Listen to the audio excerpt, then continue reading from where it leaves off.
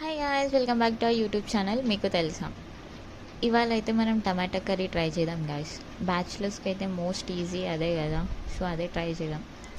So ఇలా అయితే ఒక ప్యాన్ అయితే కంపల్సరీ, దానికి అందులో ఆయిల్ కూడా పక్కా కావాల్సిందే.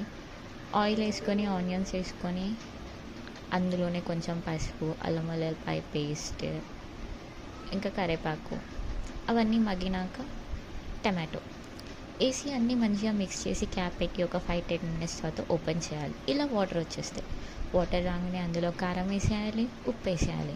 మళ్ళీ అందులో మంచిగా కలిపి క్యాప్ పెట్టేసి 2 మినిట్స్ తర్వాత కొబ్బరి పొడి వేసేయాలి. కొబ్బరి పొడి వేస్తే దానివల్ల మనకి టేస్ట్ వస్తుంది, కొంచెం గ్రేవీ కూడా వస్తుంది. సో అందుకే నేను కొబ్బరి పొడి వేసిన. తర్వాత ఒక 5 మినిట్స్కి క్యాప్ ఓపెన్ చేసి కొంచెం ధనియాల పొడి, కొంచెం ఏం వేస్తారు ఫ్లేవర్ కోసం, కొత్తిమీర వేసేసి సర్వ్ చేసుకొని